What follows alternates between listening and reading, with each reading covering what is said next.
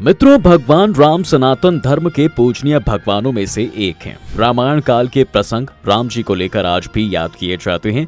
उसी समय की बात है जब एक महिला ने भगवान राम को वनवास के दौरान अपनी जूठन खिलाई थी।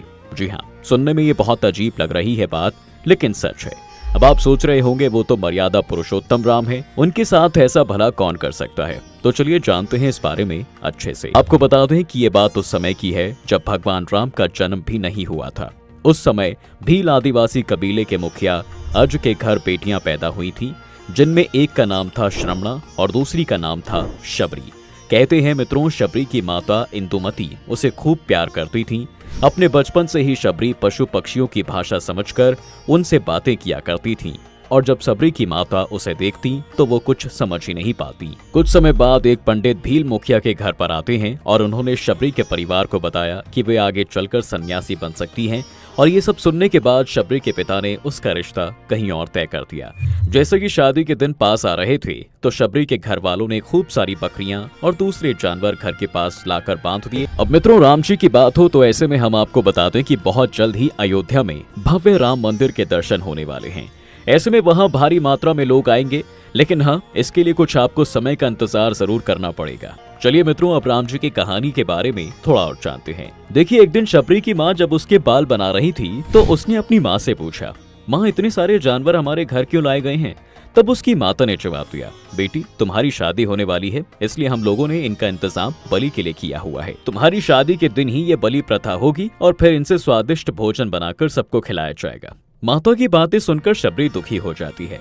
काफी देर तक शबरी ने उन जानवरों को आजाद करने के बारे में सोचा। फिर सोचते सोचते उसके मन में एक ख्याल आया कि अगर ये जानवर यहाँ नहीं होंगे तो इनकी बलि रुक सकती है, और अगर ऐसा नहीं हुआ तो मेरे घर से कहीं चले जाने पर ही ये बलि रुक सकती है। जब मैं ही नहीं रहूंगी तब न शादी होगी और न ही बलि प्रथा। इससे बेचारे मासूम जानवर तो बच जाएंगे। अब इसी सोच के साथ शबरी वहां पहुंची जहां पर जानवर रखे हुए थे। उसने सोचा कि उन्हें खोल देती हूँ, लेकिन वो ऐसा कर नहीं पाई, जिसके बाद वो जंगल की तरफ भागने लगी। भागते भागते शबरी ऋषिमुख पर्वत पर पहुंच गई। वहां करीब 10,000 ऋषि रहा करते थे। शबरी को लगा कि वो भी इसी जंगल में किसी तरह ऋषि मुनियों की सेवा करके अपना जीवन गुजार लेगी। फिर वो चुपचाप उसी जंगल में एक कोने में किसी तरह से रहने लगी। शबरी हर दिन ऋषि मुनियों की झोपड़ी के आगे झाड़ू लगाती और हवन के लिए लकड़ियां भी लाकर उन्हें देती थी। वहां रह रहे ऋषि मुनियों को समझ नहीं आ रहा था कि जंगल में उनके काम अपने आप कैसे हो रहे हैं। ऐसा कई दिनों तक होता रहा, जिसके बाद एक दिन शबरी को किसी ऋषि ने देख लिया। उसे देखते ही उसका परिचय पूछा। जैसे ही शबरी ने बताया कि वो एक भील आदिवासी परिवार से है, तो उसे ऋषियों ने बहुत खरी खोटी सुनाई। नादान शबरी को इस बात का बिल्कुल भी पता नहीं था कि वो एक नीच कुल से है और उसे ऋषियों द्वारा उसकी जाति की वजह से अपमान सहना पड़ रहा है। अब इतना सब होने के बाद भी शबरी हर ऋषि मुनि के दरवाजे पहुंचती और उनके आंगन में झाड़ू लगाकर उनसे गुरु दीक्षा देने के लिए कहती, लेकिन हर कोई शबरी को उसकी जाति की वजह से अपने आश्रम से भगा देता था।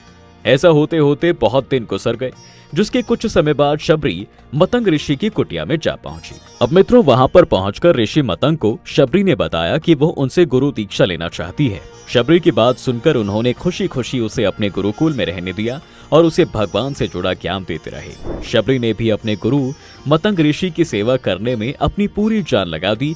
वो कोई मौका ना छोड़ती थी उनकी सेवा करने में। इसके साथ ही वो गुरुकुल के भी सारे काम करती थी। शबरी से खुश होकर ऋषि मतंग ने उसे अपनी बेटी मान लिया था। ऐसे ही समय गुजरता रहा और मतंग ऋषि का शरीर बूढ़ा हो गया। उन्होंने एक दिन शबरी को अपने पास बुलाया और कहा, बेटी मैं अपना देह त्यागना चाह रहा हूँ। बहुत साल हो गए मुझे इस शरीर में रहते रहते। जिसके बाद शबरी ने दुखी मन से कहा, आपके ही सहारे मैं इस जंगल में रह पाई हूँ। आप ही चली जाएंगे तो मैं जिंदा रहकर क्या करूंगी? आप अपने साथ मुझे भी ले चलिए, मैं भी अपना देह त्याग दूंगी। शबरी की बात सुनकर मतंग ऋषि ने जवाब दिया, बेटी तुम्हें चिंता करने की जरूरत नहीं है। राम तुम्हारी चिंता करेंगे और ध्यान भी रखेंगे। अब भगवान राम का नाम सुनने के बाद शबरी ने पूछा, वो कौन है और उन्हें मैं किस तरह से ढूंढूंगी? जिसके जवाब में मतंग ऋषि ने कहा, राम कोई और नहीं बल्कि भगवान है। वो तुम्हें सारे अच्छे कर्मों का फल देंगे। तुम्हें उन्हें ढूंढने की कोई जरूरत नहीं है। वो एक दिन खुद तुम्हें ढूंढते हुए इस कुटिया में आएंगे और तुम्हें उनके हाथों से ही मोक्ष मिलेगा। तब तक तुम इसी आश्रम में रहो बेटी। अब मित्रों, इतना कहते ही ऋषि मतंग ने अपना शरीर जो है त्याग दिया। ऋषिवर के जाने के बाद से शबरी के मन में एक बात थी कि भगवान राम खुद उससे मिलने आएंगे। वो रोज राम जी से मिलने के लिए बाग से अच्छे अच्छे फूल लाकर पूरे आश्रम को सजाती और प्रभु के लिए पेड़ तोड़ कर लाती। भगवान के लिए बेर चुनते हुए शबरी उन्हें चख लेती थी ताकि भगवान राम को बस मीठे बेर ही मिले। हर रोज शबरी इसी तरह भगवान के दर्शन की आस में फूल और बेर इकट्ठा किया करती थी। इसी तरह इंतजार में कई साल गुजर गए।